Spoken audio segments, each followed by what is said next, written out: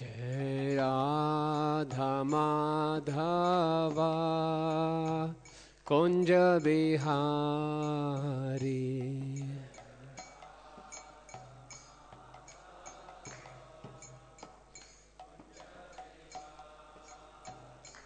जय गोपी जन वल्लभा गिरिवर धारी।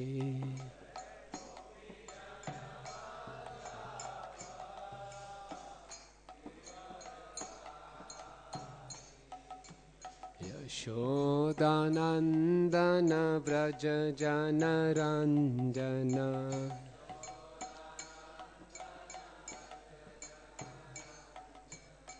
यशोदानंदन व्रज जन रंजन।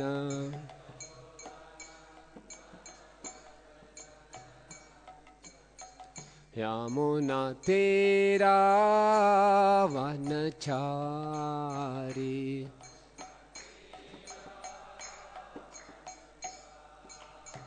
यमुना तेरा वनचारी।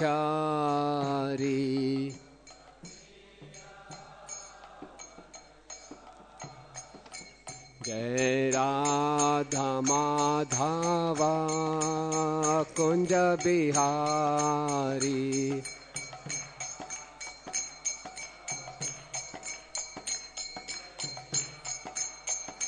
जय गोपी जन वल्लभा गिरिवर धारी।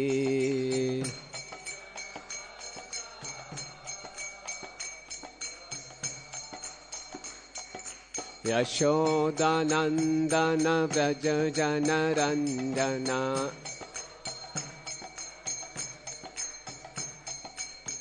यमुना तेरा वनचारी।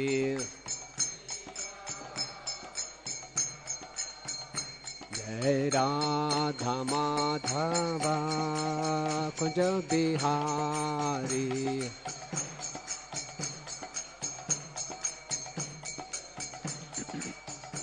हरे कृष्णा कृष्णा कृष्णा हरे हरे, हरे रामा राम राम हरे हरे।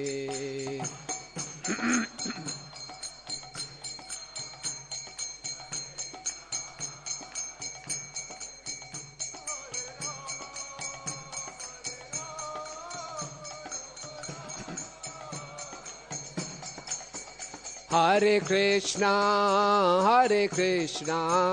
कृष्णा कृष्णा हरे हरे, हरे रामा राम राम हरे हरे।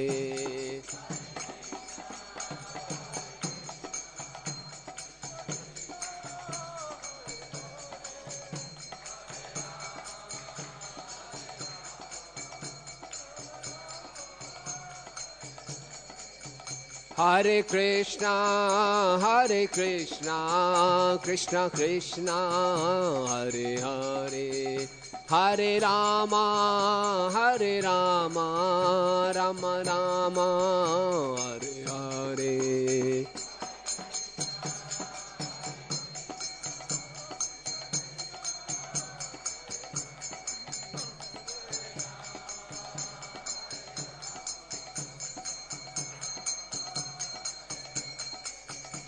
हरे कृष्णा कृष्णा कृष्णा हरे हरे, हरे रामा राम राम हरे हरे।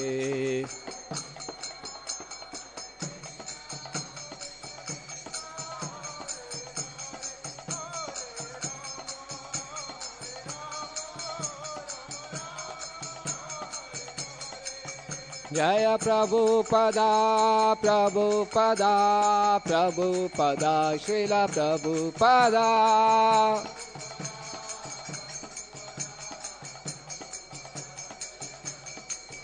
निताय गौर हरि बोल हरि बोल हरि बोल हरि बोल।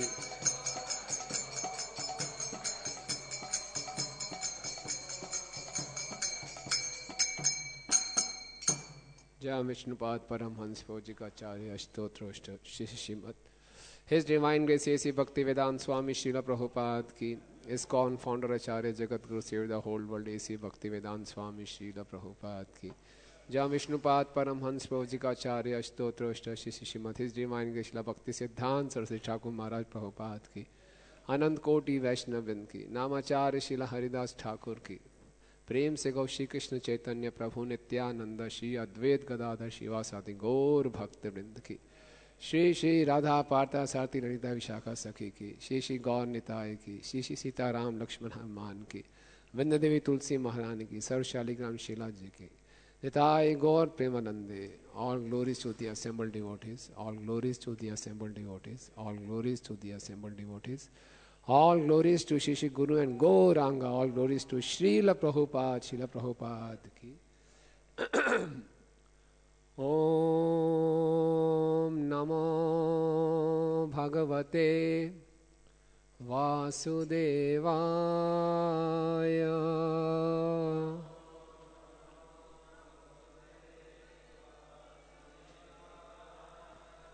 Om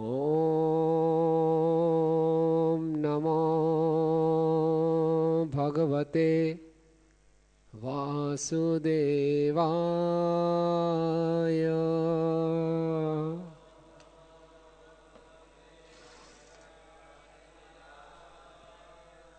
Om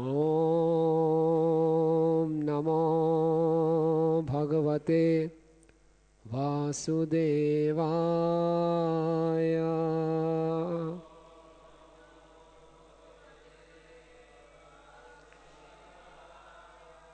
Narayanam namaskrityam naram chaiva narottamam devim saraswatim vyasam tato jayamudirayet nashtaprayeshu abhadreshu नित्यं भागवत सेवया भगवती उत्तम श्लोके भक्तिर्भवती नैष्ठिकी। ग्रंथराज श्रीमद् भागवतम पंचम स्कंद अध्याय संख्या 7। अध्याय का नाम है राजा भरत के कार्यकलाप। श्लोक संख्या 10। यत्र आश्रम पदानि उभयतो नाभिभि दृशत् चक्रै चक्रनदी नाम सरित्प्रवरा सर्वतः पवित्रीकरोति। शब्दात अनुवाद एवं तात्पर्य ऐसी भक्ति वेदांत स्वामी श्रील प्रभुपाद जी। रिपीटिशन तो शब्द यत्र जहाँ आश्रम पदानि सभी आश्रम उभयतः ऊपर तथा नीचे दोनों ओर नाभि चिन्ह सदृश दृश्यता दृश्य चक्रई चक्रों से चक्र नदी जिसे गंडकी कहते हैं नामक सरित प्रवरा नदियों में श्रेष्ठ सर्वतः सर्वत्र पवित्र करोति पवित्र करती है। पुलहा आश्रम में गंडकी नदी है जो समस्त नदियों में श्रेष्ठ है। यहाँ इन समस्त स्थलों को पवित्र करने वाली शालिग्राम शिलाएं संगमरमर की बटियां हैं। इनमें ऊपर तथा नीचे दोनों ओर नाभि जैसे चक्र दृष्टि गोचर होते हैं। कृपया दोहराएं। पुलह आश्रम में गंडकी नदी है जो समस्त नदियों में श्रेष्ठ है। यहाँ इन समस्त स्थलों को पवित्र करने वाली शालग्राम शिलाएं संगमरमर की बटियां हैं। इनमें ऊपर तथा नीचे दोनों ओर नाभि जैसे चक्र दृष्टिगोचर होते हैं। तात्पर्य: शालग्राम शिला शब्द उन प्रस्तर बटियों गोलियों के लिए प्रयुक्त है जिनके ऊपर नीचे व्रत बने रहते हैं। ये गंडकी नदी में मिलते हैं। यह नदी जहाँ जहाँ से होकर बहती है वे स्थान तुरंत पवित्र हो जाते हैं। ओम अज्ञानतिमिरन्धस्य ज्ञानाञ्जनशलाकया चक्षुरुन्मीलितं येन तस्मै श्रीगुरुवे नमः। श्रीचैतन्यमनोभीष्टं स्थापितं येन भूतले स्वयं रूपा कदा मह्यं ददाति स्वपदान्तिकं। वन्देऽहं श्रीगुरो श्रीयुतापदकमलं श्रीगुरून् वैष्णवांश्च श्रीरूपं साग्रजातं सहगण रघुनाथान्वितं तं सजीवं साद्वैतं सावधूतं परिजनसहितं कृष्णचैतन्यदेवं श्रीराधा कृष्णपादान् सहगण ललिता श्रीविशाखान्वितांश्च। हे कृष्णा करुणा सिंधु दीनबंधु जगत्पते गोपेश गोपिकाकांत राधाकांत नमस्तुते। तप्त कांचन गौरांगी राधे वृंदावनेश्वरी वृषभानुसुते देवी प्रणमामि हरिप्रिये। वाञ्छाकल्पतरुभ्यश्च कृपा सिन्धुभयेव च पतितानां पावनेभ्यो वैष्णवेभ्यो नमो नमः। जय श्री कृष्ण चैतन्य प्रभु नित्यानंद श्री अद्वैत गदाधर श्रीवासादि गौर भक्त वृंद। हरे कृष्णा कृष्णा कृष्णा हरे हरे हरे राम राम राम हरे हरे। नमो विष्णुपादाय कृष्ण पृष्ठाय भूतले श्रीमते भक्ति वेदांत स्वामिनिति नामिने। नमस्ते सारस्वते देवे गौरवाणी प्रचारिणे निर्विशेष शून्यवादी पाश्चात्य देश तारिणे।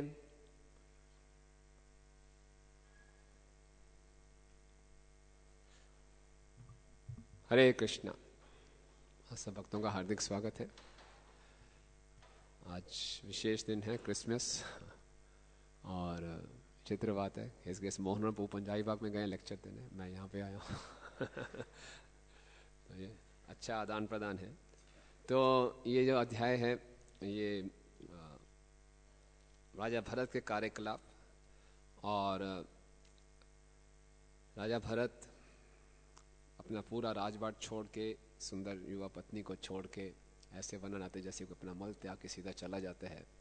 इतने वैराग्य के साथ अपना राज्य छोड़ देते हैं और आके पुलह आश्रम में तपस्या करते हैं। और अगले श्लोक में बताएंगे कि वो कैसे तपस्या करते हैं, कैसे भगवान की अर्चना करते हैं। आज के श्लोक में बताया गया है कि पुलह आश्रम की क्या विशेषता है कि वहाँ पे गंडकी नदी बह रही है और गंडकी नदी में बहुत प्रसिद्ध शालिग्राम शिलाएं पाई जाती हैं। और जहाँ जहाँ शालिग्राम शिला है वहाँ स्थान पवित्र हो जाता है, वो तीर्थ बन जाता है। और जहाँ जहाँ से गंडकी नदी निकलती है वो स्थान भी पवित्र हो जाता है। तो शालिग्राम शिला हम जानते हैं कि साक्षात विष्णु है, भगवान है, एक पत्थर के रूप में प्रकट हुए भगवान। जब भगवान राम प्रकट हुए तो उन्होंने गौतम ऋषि की भार्या अहिल्या का उद्धार किया, जो कि एक पत्थर के रूप में थी। अपने चरण कमल स्पर्श किए तो अहिल्या ने अपने स्वरूप को प्राप्त कर लिया। और भगवान नरसिंह आए प्रहलाद पे कृपा करने के लिए, वो एक पत्थर से प्रकट हुए, खम्भे से है। तो भगवान कभी भी किसी भी रूप में प्रकट हो सकते हैं अपने भक्तों पे कृपा करने के लिए। और ये तो बड़ा विशेष है, स्वयं विष्णु जो हैं पत्थर बन गए। तो शिला प्रभु बताते हैं कि भगवान एक एक्सपर्ट इलेक्ट्रीशियन की तरह हैं। एक्सपर्ट इलेक्ट्रीशियन क्या है कि उसी बिजली की शक्ति से गर्मी भी ला सकता है और ठंडी भी ला सकता है। इसलिए भगवान अपने आप को किसी भी तत्व में प्रकट कर सकते हैं। जो अर्च विग्रह है वो काष्ठ का, मिट्टी का, पत्थर का, मन से, पेंट से, अलग अलग तत्वों से भगवान का हम आह्वान कर सकते हैं। एक शुद्ध भक्त के निर्देशन में सभी भक्त जब डीटी इंस्टॉलेशन होता है तो आवाहन करते हैं और भगवान उसमें प्रकट होते हैं, वो प्राण प्रतिष्ठा होती है। लेकिन शालिग्राम शिला इतनी विशेष है कि इसके लिए कोई प्राण प्रतिष्ठा की आवश्यकता ही नहीं है। ये साक्षात भगवान है, एज इट इज, ये विष्णु है। और ये पाई जाती है गंडकी नदी में। आप में से कितने लोग गए हैं गंडकी नदी के दर्शन किया? मुक्तिनाथ, हाँ, हम भी गए थे 3 साल पहले। तो काफ़ी मुश्किल से वहाँ पर पहुँचा जाता है। और मुक्तिनाथ से भी ऊपर एक जगह है दामोदर कुंड, वहाँ तक जाना बहुत ही कठिन है, वहाँ केवल हेलीकॉप्टर से जा सकते हैं। वहाँ जो गंडकी है उसको काली गंडकी बोलते हैं, वो बोलते हैं वहाँ अधिकतर शालिग्राम शिला ज़्यादा पाई जाती है। और ये दामोदर कुंड कैसे बना इसके बारे में बताते हैं कि जैसे पिछले मास कार्तिक का मास था, तो यशोदा मैया ने कृष्ण को जो बांधा रस्सी से, उसके बाद फिर सायंकाल में नंद महाराज आए और फिर रस्सी खोली गई। लेकिन कृष्ण जी यशोदा जी से बहुत रुष्ट थे, उनसे मिल नहीं रहे थे, और यशोदा भी बहुत पश्चाताप कर रही थी, मैंने क्यों बांध दिया अपने कान्हा को। और जब संध्या समय में जब उनको बाद में कृष्ण वापस मिलते हैं, उनका आलिंगन करते हैं, तो यशोदा जी उस रस्सी को जैसे उन्होंने कृष्ण को बांधा दूर फेंकती है कि अगर ये रस्सी ना होती तो उसको बांधती ना। तो रस्सी जाके गिरी थी यहाँ मुक्तिनाथ के ऊपर, और वहाँ वो कुंड बना, वो दामोदर कुंड है, और वहाँ से वो पवित्र गंडकी निकलती है। लेकिन ये गंडकी नदी का प्राकट्य कैसे हुआ और भगवान कैसे शालिग्राम में परिवर्तित हुए, तो इसके पीछे पुराणों में बहुत सी कथाएं आती हैं। स्कंद पुराण में भी है, ब्रह्म वैवर्त पुराण में भी है। तो उन कथाओं की आज चर्चा करेंगे कि कैसे भगवान शालिग्राम का, आप सब जानते होंगे इस कथा को, लेकिन आज श्लोक ऐसे है तो सब दोबारा से चर्चा करेंगे, और कैसे गंडकी नदी प्रकट हुई। तो ब्रह्म वैवर्त पुराण में वर्णन आता है कि नारद मुनि जी एक बार नारायण ऋषि से पूछते हैं कि आप तीनों लोकों के स्वामी हैं, ये कैसे संभव है कि आपका विवाह तुलसी से हुआ? तुलसी ने ऐसी क्या तपस्या की थी, उसकी क्या योग्यताएं थी, और फिर वो अगर आपकी सर्वप्रिय पत्नी हैं तो एक वृक्ष के रूप में क्यों है? ऐसा उनको कौन सा श्राप मिला हुआ है? और फिर पिछले जन्म उनका क्या था, क्या उनका इतिहास था, इसके बारे में बताएं।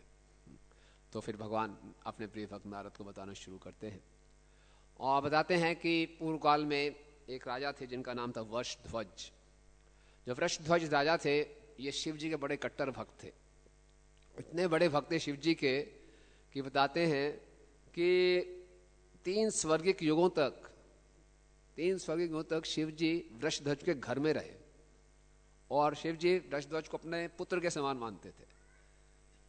और वृषध्वज का अहंकार इतना बढ़ गया क्योंकि वह शिव जी मेरे घर में रह रहे हैं, मैं शिव जी का इतना महान भक्त हूँ, तो किसी की और देवी देवता की वो पूजा नहीं करते थे, विष्णु की पूजा नहीं करते थे, पूजा तो क्या उनका अपमान करते थे। बोले शिव जी मेरे घर में रहे हैं, और क्या चाहिए। तो देखते हैं कि ये वैष्णवों में और देवताओं के भक्त में अंतर हो जाता है कि वैष्णव में भक्तों के पास जितनी भगवान की कृपा हो गई उनमें उतनी विनम्रता आती है। शिव जी ने अपने भक्तों पर कृपा की, उनका अहंकार बढ़ गया, तो उन्होंने लक्ष्मी जी की आराधना छोड़ दी, सरस्वती की आराधना छोड़ दी, देवी देवताओं के जितने यज्ञ थे वो बंद कर दिए और उनका अपमान करने लगे। तो सभी देवताओं को बहुत क्रोध आता था और बोलते हैं इनको मजा चखाना चाहिए, लेकिन क्या बोले, शिव जी इनके स्वामी हैं तो कुछ कर नहीं सकते, सब अपने गुस्से को रोक लेते थे। लेकिन एक बार सूर्यदेव बहुत क्रोध आ गया और सूर्यदेव से रुका नहीं गया, उन्होंने श्राप दे दिया। ऐसा श्राप दे दिया कि आपके सारे राज्य, आपकी सारी संपन्नता समाप्त हो जाए, और वो समाप्त हो गई। और जब शिव जी को मालूम चला कि मेरे भक्त को सूर्य ने श्राप दे दिया, शिव जी ने अपना त्रिशूल उठाया और बहुत क्रोध में पीछे भागे। सूर्यदेव को मालूम चला कि शिव जी मेरे पीछे भाग रहे हैं, भाग के गए अपने पिता कश्यप के पास।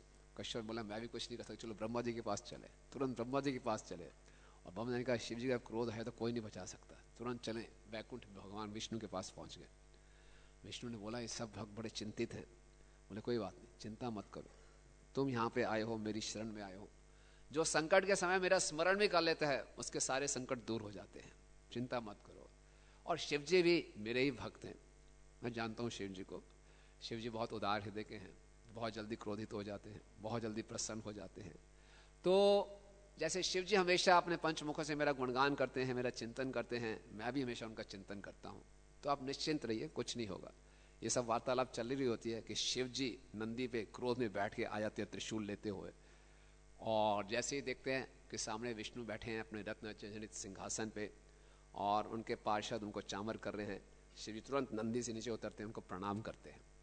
शिव जी विष्णु को प्रणाम करते हैं तो कश्यप जी और सूर्यदेव शिव जी को प्रणाम करते हैं और फिर शिव जी ब्रह्मा जी को प्रणाम करते हैं और भगवान बोलते हैं शिव जी को आप बैठिए सिंहासन पे। वो बैठ जाते हैं और भगवान के जो पार्षद हैं वो शिव जी को चामर करने लगते हैं। इतने दूर से आए, पहले अपने कैलाश में थे, वहाँ से गए सूर्य के लोक में, फिर ब्रह्मा जी के लोक में, फिर आए वैकुंठ लोक में नंदी पे चढ़ते हुए, तो उनको थोड़ा विश्राम कराया। तो फिर सारी परिस्थिति को देखा तो भगवान ने मुस्कुराते हुए शिव जी से कहा कि आप तो सर्व मंगलकारी हैं, तो आपसे मैं आपकी कुशलता के बारे में पूछना तो व्यर्थ है। आप तो सबका मंगल करते, तो आप तो मंगल में होंगे ही होंगे।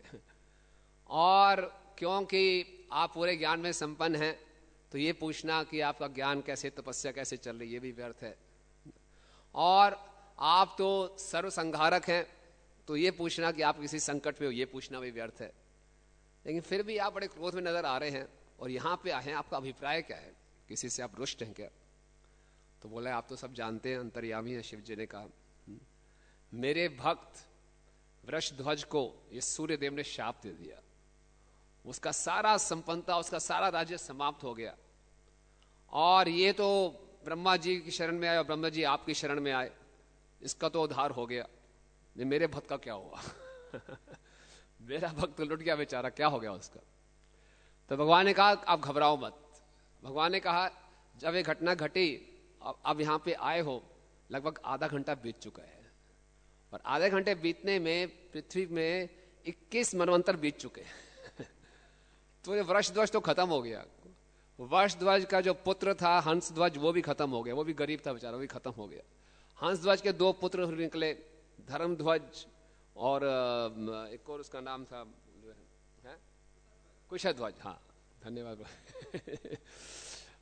धर्मध्वज और कुशध्वज वो हैं अभी, और वो भी बहुत निर्धनता में हैं, लेकिन वो अच्छी बात है, वो मेरे भक्त हैं, वैष्णव हैं, और वो अपने दुखों को दूर करने के लिए लक्ष्मी जी के लिए आराधना कर रहे हैं। और लक्ष्मी जी उनसे इतनी प्रसन्न हो गई हैं कि बहुत शीघ्र लक्ष्मी जी इनके परिवार में अपने आंशिक अवतार के रूप में प्रकट होंगे, तो सब ठीक हो जाएगा। तो अब जाइए, आप भी अपने धाम में जाइए, आप भी अपने लोक में जाइए, सब हो गया। तो भगवान के पास आके हर चीजें रिकनसाइल हो जाती हैं। तो शिव जी भी वापस चले गए, सब लोग वापस चले गए।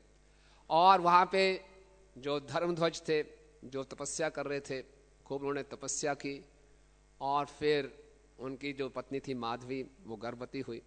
और फिर कार्तिक पूर्णिमा के दिन एक बहुत सुंदर बालिका उनके प्रकट होती है, और वो कहलाती है, इतनी सुंदर बालिका थी वो अपने माँ के गर्भ में 100 स्वर्गिक वर्षों तक रही, 100 स्वर्गिक वर्षों तक गर्भ में रही। और जब वो प्रकट हुई, बहुत ही सुंदर थी, उनके चरणों पे कमल के चिन्ह थे। उनकी अतुलनीय सुंदरता को देखकर साधु संतों ने उनका नाम रख दिया तुलसी, जिसकी तुलना किसी से भी ना की जा सके, तो उनका नाम पड़ गया तुलसी। और जैसे ही ये तुलसी जब प्रकट हुई, इन्होंने निश्चित किया कि मैं बद्रिका आश्रम में जाऊंगी और नारायण को पति के रूप में प्राप्त करने के लिए तपस्या करूंगी। और सबने इनको रोका, इतनी कोमल बालिका, सुंदर बालिका, क्यों इतनी तपस्या करोगी? लेकिन उन्होंने ठान रखी थी, मैंने नारायण को पति के रूप में पाना है। तो तुलसी जी वहां जाती हैं और 1 लाख वर्ष तक तपस्या करती हैं। तो पहले 20,000 वर्ष केवल सूखे पत्ते और फल लेती हैं, और अगले 30,000 वर्ष केवल हवा लेती हैं, केवल सूखी पत्तियां खाती हैं, क्षमा करें। और 40,000 वर्ष तक केवल वायु पर जीवित रही, और लास्ट के 10,000 वर्ष एक पांव पर खड़े, सांस भी नहीं लेते। इतनी कठोर तपस्या 1 लाख वर्ष तक की। उनकी इस तपस्या को देखकर ब्रह्मा जी प्रकट होते हैं हंस पे, अपने वाहन पे। और ब्रह्मा जी प्रकट होते हैं और ब्रह्मा जी बताते हैं कि मैं आपकी तपस्या से बहुत प्रसन्न हूँ। और ब्रह्मा जी बताते हैं कि आपकी सारी इच्छाएं पूरी होंगी। और ब्रह्मा जी बताते हैं कि आप जाति स्मरा हो, आपको अपना पिछला जन्म भी याद है, और आप वास्तव में राधा कृष्ण की लीला में तुलसी नामक एक गोपिका थी। और भगवान के रास नृत्य में एक बार जब कृष्ण आपसे बहुत अंतरंग हो गए, और जब कृष्ण आपके बहुत समीप आ गए, तो आप इतने हर्षोल्लासित हो गए कि आप मूर्छित हो गए। और जब श्रीमती राधा रानी वहाँ पे आई, तो उनको देखकर बहुत क्रोध आया, और उन्होंने आपको श्राप दे दिया कि आप तुरंत पृथ्वी पर प्रकट हों। और कृष्ण ने दयावश बोला कि आप भारतवर्ष में प्रकट होंगी और फिर आप तपस्या करके आप नारायण से विवाह करेंगी और फिर बाद में कुछ ऐसा होगा कि आप वापस इस गोलोक धाम में आ जाएंगी और मेरी प्रिय पत्नी बनेगी। तो ऐसा सब हुआ, इसलिए अब वो समय आ गया है और आप तपस्या की है। लेकिन इसके साथ साथ एक और घटना घटी कि राधा रानी ने कृष्ण के प्रिय जो ग्वाल बाल थे सुदामा, उनको भी श्राप दे दिया था। सुदामा जी गोलोक धाम में आपसे आकर्षित थे, लेकिन आपको प्रति वो प्रस्ताव प्रकट नहीं कर पाए क्योंकि वो राधा रानी से भयभीत थे। लेकिन राधा रानी को उन्होंने भी श्राप दिया और वो उनको श्राप मिला था एक असुर कुल में पैदा होने के लिए, और वो असुर कुल में पैदा हो चुके हैं और वो आपको पाने के लिए तपस्या कर रहे हैं। तो पहले आपका विवाह उससे होगा और फिर भगवान की इच्छा के अनुसार आपको श्राप मिलेगा और फिर आप भगवान के धाम वापस जाएंगे। ब्रह्मा जी ने पूरी कहानी बता दी पूरा कि वो जो सुदामा है वो भी असुर कुल में पैदा हुआ है, वो भी जाति स्मर है, उसको भी अपना पिछला जन्म याद रहेगा। तो आप दोनों नित्य सिद्ध हैं, यहाँ लीला करने भगवान की लीला में भाग लेने आए हैं। तो अब आप ये कह के ब्रह्मा जी अप्रकट हो गए। ब्रह्मा जी अप्रकट हो गए तो अब तुलसी देवी जी मुस्कुराई, ठीक है कि ब्रह्मा जी ने कह दिया। फिर तुलसी देवी ने पूछा कि राधा रानी मुझसे क्रोधित हुई थी, आप मुझे ऐसा मंत्र बताइए कि राधा रानी मुझसे क्रोधित ना हो। तो ब्रह्मा जी ने फिर उनको राधा रानी का मंत्र दिया। तो तुलसी महारानी ने फिर 12 वर्ष तक राधा रानी के मंत्र से तपस्या की और उसके बाद वो प्रतीक्षा करने लगी। तो वहां पे यहाँ तो ये तुलसी जी का इतिहास हुआ। उधर कश्यप मुनि के एक जो पुत्र थे प्रजापति और उनके पुत्र थे दक्ष ने कश्यप जी की पुत्रियों से जब विवाह किया, उनमें से एक पुत्री थी दनु, और दनु से दानव उत्पन्न हुए और दनु के एक पुत्र थे विप्रचित्ति और विप्रचित्ति के पुत्र थे दंभ। ये दंभ था असुर कुल में लेकिन बहुत बड़े वैष्णव थे और दंभ की कोई संतान नहीं थी। तो संतान की प्राप्ति के लिए दंभ पुष्कर गए और वहां पर उन्होंने 1 लाख वर्ष तक कठोर तपस्या की। हम पुराणों में पढ़ते हैं लोग 1-1 लाख वर्ष तक तपस्या करते हैं। हम कितने सौभाग्यशाली हैं, कलयुग में हैं। कोई तपस्या नहीं, केवल 16 माला का जप और 4 नियमों का पालन बस। तो 1 लाख वर्ष तक दम ने तपस्या की और ऐसी तपस्या की कि उनके सर से एक बहुत तेज रोशनी निकली, तेज निकला, और वो इतना तेज था कि सभी देवताओं को उसने जला के भस्म कर दिया। तो सब बड़े परेशान हो गए और सब भाग के गए ब्रह्मा जी के पास। ब्रह्मा जी सबको ले गए विष्णु जी के पास और विष्णु जी मुस्कुराए, बोले चिंता मत करो, ये मेरे भक्त तपस्या कर रहे हैं, ये जो और जल्दी ही क्या होगा, इनको पुत्र की प्राप्ति होगी और वो पुत्र भी साधारण नहीं होगा, वो मेरा ही संगी होगा। क्योंकि दम चाहते थे कि मुझे भगवान का एक संगी मिले। तो भगवान फिर पुष्कर में जाते हैं, उनके सामने प्रकट होते हैं, बोले आपकी क्या इच्छा है? मुझे एक ऐसा पुत्र चाहिए जो आपका परम भक्त हो और सभी देवताओं द्वारा वो अजय हो, सभी देवताओं पर विजय प्राप्त कर सके, बहुत सासी भी हो, आपका परम वैष्णव भी हो। तो भगवान ने कहा तथास्तु। तो उसके बाद दम्भ के पत्नी के फिर ये पुत्र की प्राप्ति होती है और उसका नाम रखा जाता है शंखचूड़। शंखचूड़ भगवान दम्भ के यहाँ प्रकट होते हैं और उसके बाद शंखचूड़ बद्रिका आश्रम में जाते हैं क्योंकि शंखचूड़ ने अब तुलसी से विवाह करना है। और जब शंखचूड़ बद्रिका आश्रम में जाते हैं तो बहुत सुंदर रथ पे बैठ के, बहुत ही सुंदर होते हैं, साहसी होते हैं और भगवान के भक्त होते हैं। तो वहाँ जब तुलसी उनको देखती हैं कि शंखचूड़ आ रहे हैं तो तुलसी भी उनसे आकर्षित हो जाती हैं और शंखचूड़ उनसे वार्तालाप शुरू करते हैं कि आप इतनी सुंदर स्त्री, आप यहाँ पे क्या कर रही हैं जंगल में? तो तुलसी महारानी बहुत उनको लंबा उपदेश देती हैं कि आप जैसे राजा को किसी अकेली स्त्री से जंगल में बात नहीं करनी चाहिए, और क्योंकि जो स्त्रियां हैं अगर उनके आप आकर्षित हो गए तो आप आध्यात्मिक पथ में उन्नति नहीं कर पाएंगे। तो बहुत लंबा लेक्चर देती हैं उनको। तो शंखचूड़ कहते हैं नहीं, स्त्रियां भी 2 प्रकार की होती हैं, एक सती और एक असती। सती स्त्री हैं, देव होती हैं, सीता माता है, अनुसुईया है, और वो सतोगुण में स्थित हैं। जिन स्त्रियों की आप बात करें वो रजोगुण तमोगुणी स्त्रियां हैं। ये जब बातें सुनती हैं तो तुलसी बहुत प्रसन्न हो जाती हैं, बोलती मैं आपकी परीक्षा ले रही थी। उन्होंने कहा कि अगर कोई पुरुष अपनी स्त्री से विवाद में हार जाता है तो लिखी है, बहुत विचित्र बात लिखी है कि एक पुरुष जिस प्रकार एक स्त्री से अगर कोई पुरुष के ऊपर स्त्री विजय प्राप्त कर लेती है वाद विवाद में, तो वो पुरुष सदा ही अशुद्ध और अपवित्र रहता है। और वो तभी पवित्र होता है जब उसका शरीर जल के राख हो जाता है। और उस पुरुष के द्वारा जो पुष्प अर्पण करते हैं देवताओं को और पितरों को, वो स्वीकार भी नहीं किया जाता। और ऐसे पुरुष जिनके हृदय पूर्ण रूप से स्त्रियों द्वारा परास्त करके उनके वश में होते हैं, वे अपने ज्ञान, तपस्या, जप, यज्ञ, ध्यान, पूजा, शिक्षा, यश का कोई फल प्राप्त नहीं कर पाते। पता नहीं ये आज के समय में लागू हुआ कि नहीं हुआ। आजकल तो बस हरे कृष्णा कृष्णा कृष्णा हरे हरे, हरे राम राम राम। तो तुलसी कह रही थी कि माँ तुलसी माता जी की, मैं तो आपकी परीक्षा ले रही थी आपके ज्ञान की, तो आपने मुझे परास्त कर दिया, तो मैं खुश हूँ इसमें। अब आप मेरे पति बनने योग्य हैं। तो फिर वह गंधर्व संस्कार के अनुसार वो विवाह करते हैं। और विवाह करके काफ़ी समय में वो एक मनमंत्र तक आनंद उठाते हैं, घूमते हैं इधर उधर, और तब तक पूरे देवताओं पे शंखचूड़ विजय प्राप्त कर लेते हैं। पूरे देवताओं पे जब शंखचूड़ विजय प्राप्त कर लेते हैं तो सभी देवता शिव जी के पास आते हैं कि हमें बचाइए। और शिव जी सभी देवताओं ब्रह्मा जी के साथ वैकुंठ में जाते हैं। और वैकुंठ में फिर भगवान बताते हैं कि ये जो शंखचूड़ है ये कोई साधारण असुर नहीं है, और ये मेरा भक्त सुदामा है। और इसको भी राधा रानी ने श्राप दिया था। कैसे श्राप दिया था कि एक बार भगवान विरजा नामक गोपी के साथ रास रच रहे थे, तो श्रीमती राधा रानी वहाँ पे आई। वो बहुत क्रोधित हुई और उन्होंने कृष्ण को बहुत डांटा और विरजा गोपी को श्राप दिया कि वो नदी बन जाए। और कृष्ण को बहुत उल्लेखना की। कृष्ण तो शांत रहे, कृष्ण को तो गोपियों की डांट बहुत प्रिय लगती है, लेकिन जो सुदामा थे उनके मित्र, उनको बहुत क्रोध आया कि उन्होंने हमारे मित्र कृष्ण को डांटा क्यों। तो उन्होंने वापस राधा रानी को डांट दिया।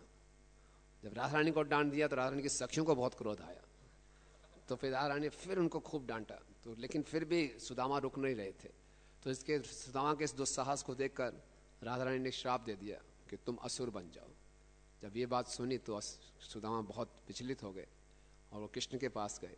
और ये सुना तो राधा रानी को भी बहुत पश्चाताप हुआ, मैंने कैसे श्राप दे दिया। तो उन्होंने बोला नहीं, तुम नीचे नहीं जाओगे, तुम असुर नहीं बनोगे। लेकिन कृष्ण ने कहा नहीं, कोई बात नहीं, यहाँ पे अभी आधे क्षण में जाएगा नीचे और फिर वापस आ जाएगा। यहाँ तो कोई प्रभाव होगा ही नहीं और लीला भी हो जाएगी। तो तुम जाओ असुर, लेकिन तुम वापस आ जाओगे, तुम्हें सब कुछ याद रहेगा। तो बोले ये वो सुदामा है। तो उन्होंने शिव जी को अपना एक त्रिशूल दिया विष्णु ने कि इसी त्रिशूल से उसका वध होगा। लेकिन जो ब्रह्मा जी ने जब शंखचूड़ को एक वरदान दिया था, 2 वरदान दिए थे कि ब्रह्मा जी ने शंखचूड़ को एक कवच दिया था, वो नारायण कवच था। जब तक वो कवच उनके गले में रहेगा कोई उनकी हत्या नहीं कर सकता था। और दूसरा, जब तक उनकी पत्नी तुलसी का कोई सतीत्व भंग नहीं करेगा उनकी हत्या नहीं हो सकती थी। इस प्रकार से वे एकदम अजेय थे, क्योंकि उनके पास नारायण का कवच भी था और तुलसी जी परम सती थी। तो उन्होंने त्रिशूल दिया विष्णु ने, बोले कि त्रिशूल तभी काम करेगा जब ये 2 वरदान टूटेंगे। तो शिव जी त्रिशूल लेकर जाते हैं और त्रिशूल लेकर शिव जी एक पुष्पगंधा नदी के तट पे अपना कैंप लगाते हैं और गंधर्वों के राजा पुष्पदंत को दूत के रूप में भेजते हैं शंखचूड़ के पास और बताते हैं कि आप देवताओं की सारी संपत्ति लौटा दें और युद्ध ना करें। तो शंखचूड़ जोर से हंसते हैं और बोले आप जाइए, मैं कल स्वयं शिव जी से मिलने आऊँगा। तो अगले दिन सुबह जब शंखचूड़ जी पहले तुलसी से मिलते हैं कि मैं शिव जी से मिलने जा रहा हूँ, युद्ध करने जा रहा हूँ।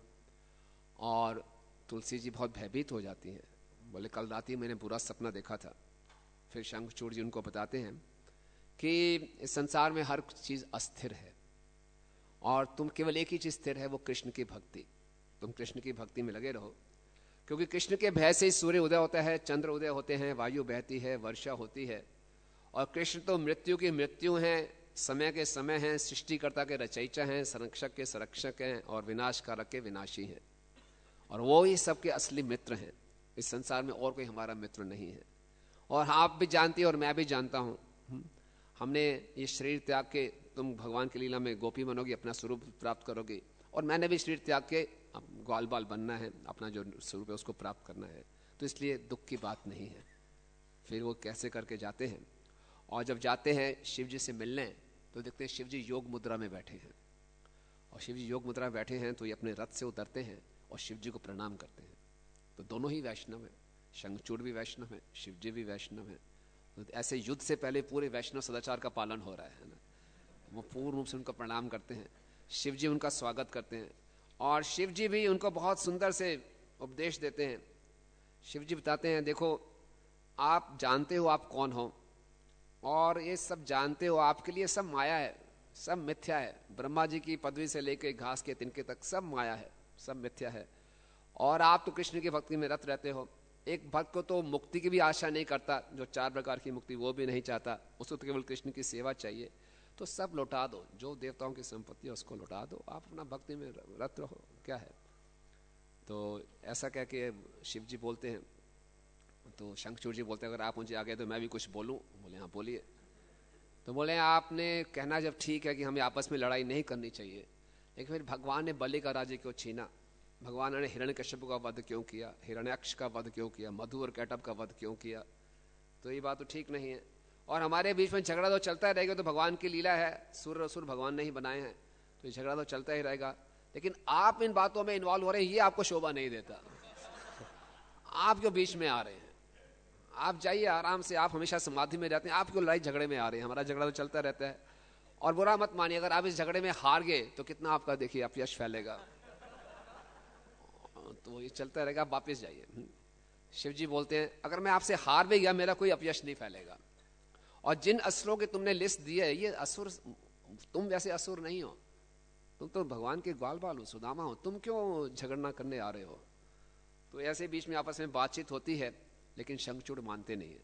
बोले ठीक है, फिर हम युद्ध शुरू करते हैं। भगोल बच जाते हैं, युद्ध की घोषणा होती है, और बहुत घमासान युद्ध होता है, बहुत घमासान युद्ध होता है। बहुत से असुर मारे जाते हैं, बहुत से देवता मारे जाते हैं, कार्तिकेय आते हैं, वो भी घायल हो जाते हैं। फिर शिव जी स्वयं आते हैं। शिव जी और शंखचूड़ का युद्ध 1 वर्ष तक चलता रहता है, दोनों अपने अपने दिव्य अस्त्र खूब करते हैं। फिर शिव जी को बहुत क्रोध आ जाता है, तो जो विष्णु के द्वारा दिया हुआ त्रिशूल, जिसका नाम विजय था, और उस त्रिशूल को केवल शिव जी और विष्णु ही उपयोग कर सकते थे, और उस त्रिशूल को लेकर जब शिव जी उस पर फेंकने लगते हैं, तभी देवतागण आकाशवाणी करते हैं कि अभी ये त्रिशूल मत फेंकिए, इसका कोई लाभ नहीं होगा, अभी वो 2 वरदान टूटने हैं, तभी इनका लाभ होगा। तो शिव जी, हाँ वो वरदान तो टूटे नहीं तो कैसे होगा, तो वो भगवान विष्णु को स्मरण करते हैं। तो भगवान वहाँ प्रकट होते हैं, और भगवान कहते हैं ठीक है, इसका जो कवच है मैं एक ब्राह्मण बन के इनसे भिक्षा मांगूंगा, उसको मैं लेता हूँ, और फिर तुलसी का सत्यत्व भी भंग करेंगे। तो भगवान एक ब्राह्मण के रूप में आते हैं शंखचूड़ के पास, एक वृद्ध दरिद्र ब्राह्मण बन के आते हैं, और बोले कि आप मेरे को कुछ भिक्षा दीजिए। बोले ठीक है, और फिर बोलते क्या भिक्षा चाहिए, बोले आपका कवच चाहिए। तो शंखचूड़ अपना कवच दे देते हैं, और फिर भगवान बिल्कुल शंखचूड़ का रूप धारण करके ही घर में वापस जाते हैं, और ऐसा दिखाते हैं जैसे युद्ध से विजयी होकर आए हों। और बड़े सभी उनके सेवक उनका स्वागत करते हैं, और तुलसी महारानी उनका स्वागत करती हैं, और तुलसी पूछती हैं कि शिव जी के साथ युद्ध कैसा रहा। बोले अच्छा युद्ध रहा, 1 वर्ष तक हम लड़ते रहे, उसके बाद ब्रह्मा जी वहाँ प्रकट हुए, तो ब्रह्मा जी ने बीच में मीडिएशन किया, आपस में समझा दिया कि युद्ध का कोई फायदा नहीं, आप दोनों ही वैष्णव हो, 1 वर्ष हो गया लड़ते हुए, कोई परिणाम आएगा नहीं, आप इनको राज्य लौटा दीजिए और सब अपने घर में वापस जाइए। तो हमें वापस आ गए, तो बहुत प्रसन्न हो जाते हैं।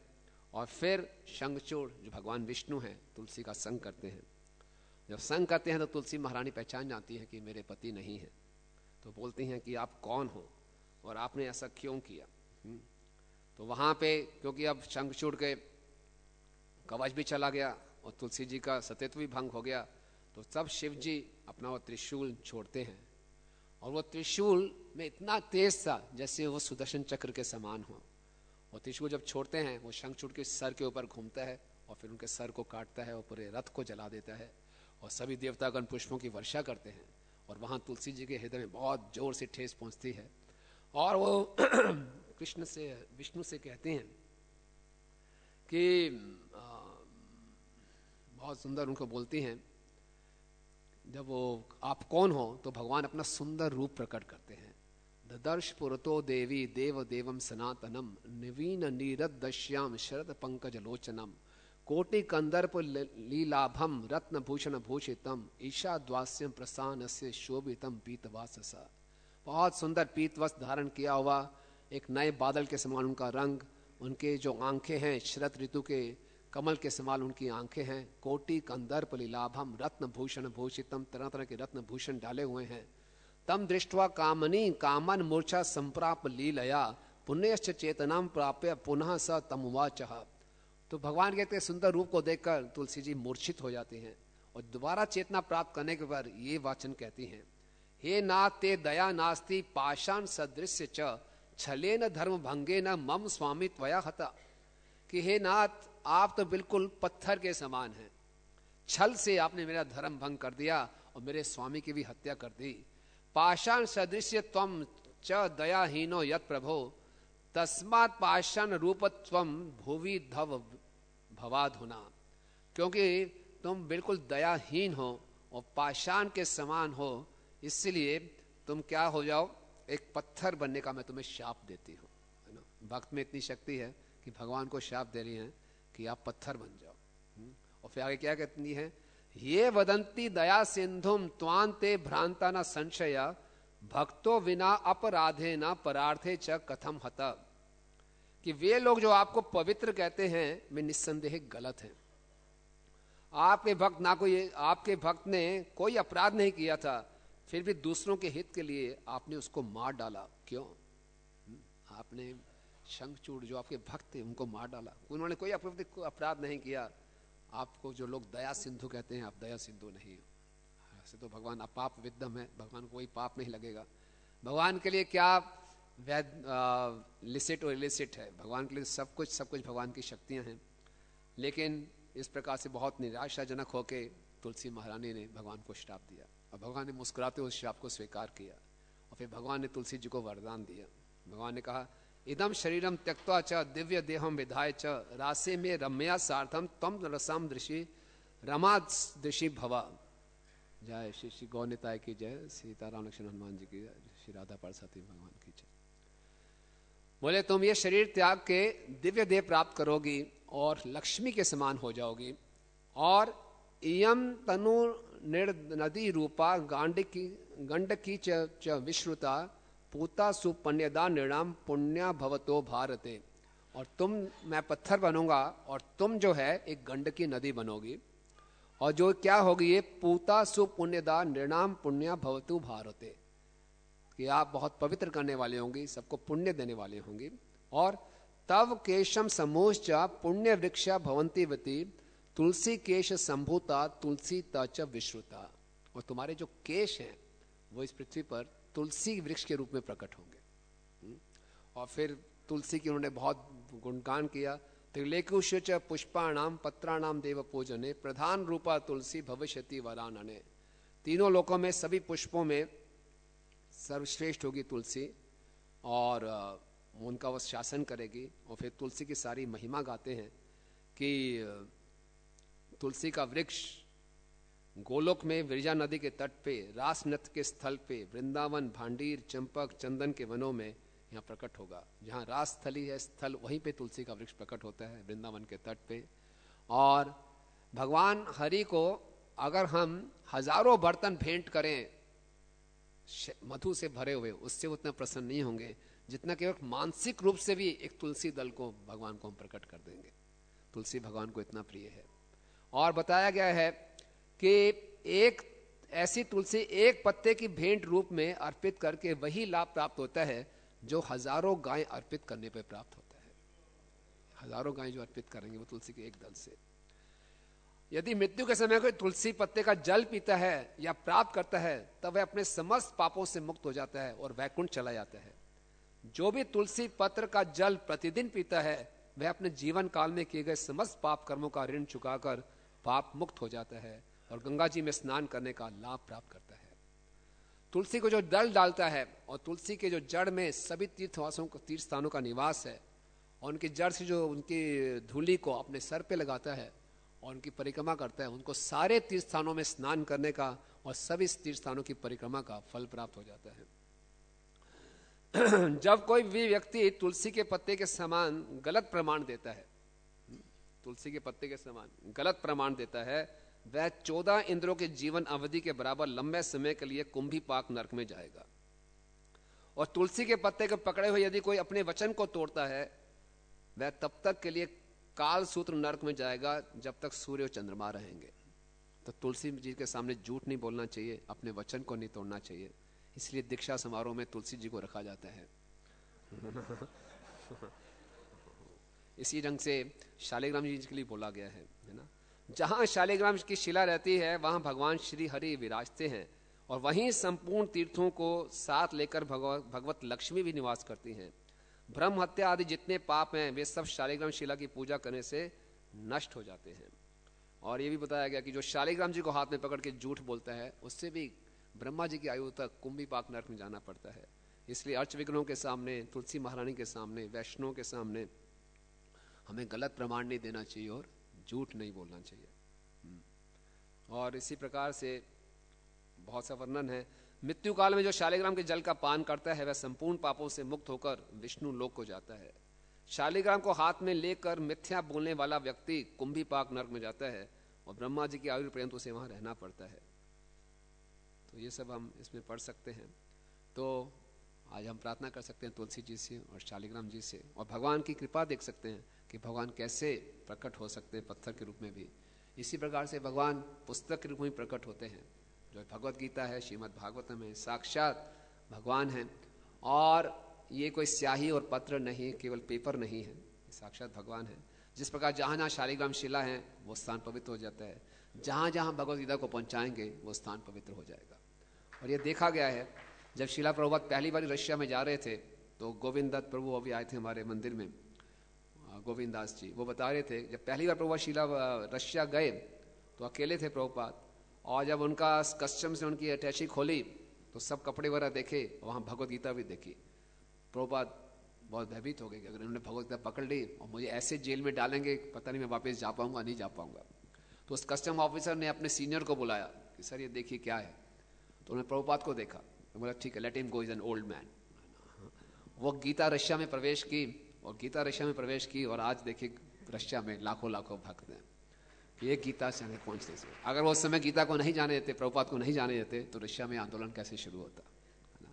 इसी प्रकार से आप सबने पढ़ा होगा, व्हाट्सएप पे काफ़ी वो स्टोरी आ रही है, बद्रीनारायण महाराज बताते हैं कि बर्मा में कैसे गीता पहुंची। कि बर्मा में एक डॉक्टर थे, वो कम्युनिस्ट थे, वो यहाँ पर आए इंडिया में, तो किसी ने उनको गीता दे, उनके मित्र आए, उनको गीता मिली, उन्होंने अपने इस मित्र को दे दी जो कि बर्मा में थे, और ये बिल्कुल कम्युनिस्ट थे, नास्तिक थे। इन्होंने जाके गीता रख दी। और इनके पुत्र थे, वो इंग्लिश भाषा सीखना चाहते थे, तो इन्होंने इंग्लिश की गीता उठाई और पढ़ना शुरू कर दिया। इंग्लिश की गीता पढ़ना ही शुरू की, उनकी इंग्लिश इंप्रूव हो रही थी, धीरे धीरे सीख रहे थे। तभी उसमें से एक कार्ड निकला, पहले के बीबीटी में पुस्तकों में फ्री कार्ड रखते थे, तो वो लॉस एंजलिस बीबीटी का कार्ड था कि इसको फ्री में भर के भेजो, आपको एक और गिफ्ट मिलेगा। उनको पूरा विश्वास था कि बर्मा की पोस्टल सिस्टम में कार्ड वहाँ नहीं पहुँचेगा। फिर उन्होंने भर के भेज दिया, वहाँ चला गया। और वहाँ पे इस समय जो भक्ति विकास स्वामी महाराज ब्रह्मचारी थे, थाईलैंड में थे, उनका नाम क्या था, इलापति था शायद नाम। तो इलापति थे, उनको कुछ अपना वीज़ा रिन्यू कराना था, तो उन्होंने लॉस एंजलिस बीबीटी में पत्र लिखा कि कोई आपका थाईलैंड में या बर्मा में कोई जान पहचान है। तो बोले कोई कांटेक्ट तो नहीं, एक गिफ्ट की रिक्वेस्ट आई हुई है बर्मा से। तो वो एड्रेस उन्होंने इलापति जी को दे दिया, और ये इलापति जो भक्ति विकास महाराज बर्मा में घूमते घूमते उस घर में पहुंचे, उस लड़के से मिले, उनसे मिले, बातचीत की, उनको बहुत उत्साहित किया। उस लड़के ने पूरी गीता पढ़ी, और बाद में वो उस गीता को उन्होंने बर्मी भाषा में ट्रांसलेट किया, और अभी वो भक्त हैं श्रीवास प्रभु। तो एक गीता पहुंची बर्मा में, और आज म्यांमार में, बर्मा में कितना प्रचार हो रहा है। तो इसी ढंग से भगवत गीता भी साक्षात भगवान है। जहाँ जहाँ भगवत गीता पहुंचेगी निश्चित रूप से माँ भक्ति का प्रचार होगा। जैसे आप सबका बहुत धन्यवाद। हरे कृष्ण। किसी कोई टिप्पणी प्रभु जी? हरे कृष्णा, बहुत बहुत धन्यवाद। जो कथा इन्होंने सुनाई है इसमें बड़े जो है सूक्ष्म बिंदु भी हैं कि तुलसी भगवान की निंदा करती हैं, तो वो भी धर्म के पक्ष में बोल रही हैं, जो कुछ भी बोल रही हैं धर्म के पक्ष में बोल रही हैं, और भगवान भी उनकी बात का आदर करते हैं कि जो कुछ भगवान ने किया। तो तुलसी जितना समझती थी धर्म को, उसके अनुसार उन्होंने भगवान की निंदा की, और भगवान ने उसका जो है सम्मान किया, तुलसी का सम्मान किया। फिर भगवान ने और सूक्ष्म बातें बताई धर्म की कि उन्होंने जो किया है वो धर्म है। तो भगवान जो है धर्म को जितने सूक्ष्म रूप से जानते हैं वो कोई नहीं जानता। तो भगवान ने तुलसी के संदेह को दूर कर दिया और तुलसी को संतुष्ट कर दिया और तुलसी के शाप को स्वीकार कर लिया, क्योंकि भगवान को कोई भी अगर शाप मिल जाए तो भी उनकी जो है आनंद में कोई बाधा नहीं आती है। उनका सच्चित आनंद जो स्वभाव है उसमें कोई बाधा नहीं आती है भगवान के। और भगवान ने जब उनको जो है वृक्ष बनने का आदेश दिया और नदी बनने का आदेश दिया तो उसमें इतना प्रेम है भगवान का कि जो नदी चूँकि तुलसी का शरीर है तो उसमें जो है भगवान शालिग्राम के रूप में प्रकट होते हैं। और तुलसी वृक्ष है, तुलसी वृक्ष के नीचे अगर भगवान को रखा जाता है तो चूँकि प्रेयसी की जो है केश हैं, केश कलाप हैं, तो भगवान जो है उसमें बहुत प्रसन्न होते हैं। तो तुलसी अर्पित करने से भगवान बहुत प्रसन्न होते हैं। तो भगवान का जो है मतलब तुलसी से प्रेम जो है किसी प्रकार घटा नहीं कि तुलसी ने कितने कठोर वचन बोले भगवान के। तो ये सब भगवान के गुण हैं। हरे कृष्ण, हरि बोल।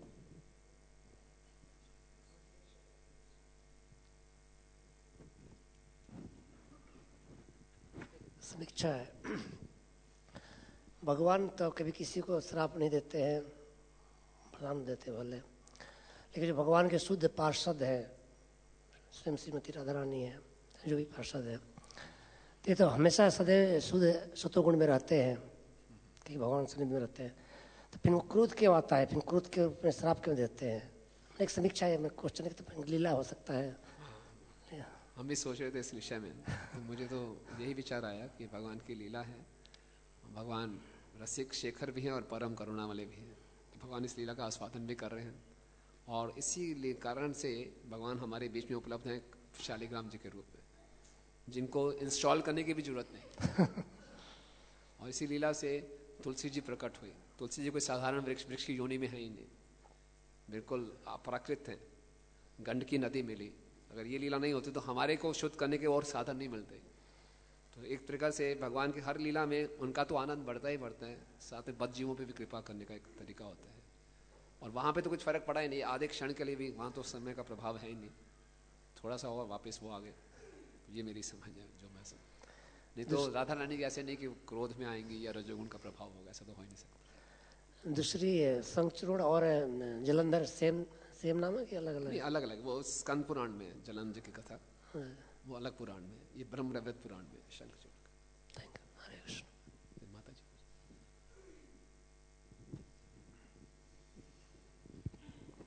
हरे कृष्णा। तो मैं भी ये सोचती थी कि भक्त भगवान को श्राप देते हैं, भगवान उसको स्वीकार करते हैं। सबसे बड़ी बात है, श्राप देने वाले तो बहुत दुनिया है, जो भगवान को बुरा बोलती है, ऐसी दुनिया भरी हुई है। लेकिन भगवान सब बुरा बोलने वालों को स्वीकार नहीं करते। लेकिन भक्त जब श्राप देता है तो भगवान उसको स्वीकार करते हैं, क्योंकि भक्त भगवान की आज्ञाओं को इतना दृढ़ता से पालन करता है। जैसे तुलसी ने अपने पति की सेवा की, क्योंकि ये धर्म है, शास्त्र में लिखा है। तो तुलसी अपने पति की सेवा करी क्योंकि भगवान के ऑर्डर है। तो भगवान की खुशी के लिए, भगवान की प्रसन्नता के लिए, भगवान के धर्म के लिए उसको पालन कर रही हैं। और जो धर्मानुसार उनको गलत दिखा तो वो ये डेफिनेटली एक लीला है, लेकिन इसमें प्रेम बड़ा आगाढ़ है। और भगवान दिखा रहे हैं कि मैं ऐसे ओबीडियंट भक्तों के अधीन हूँ और उनका श्राप स्वीकार करता हूँ जो मेरे धर्म का पालन करते हैं। उनका श्राप भी मेरा शिरोमणि है। ये मेरी understanding. Very nice, thank you. आप सबको बहुत धन्यवाद। ग्रंथराज श्रीमद् भागवतम की जय, जगत गुरु श्रील प्रभुपाद की, तुलसी महारानी की, शालिग्राम शिला जी की, गंडकी नदी की, निताई गौर प्रेमानंद।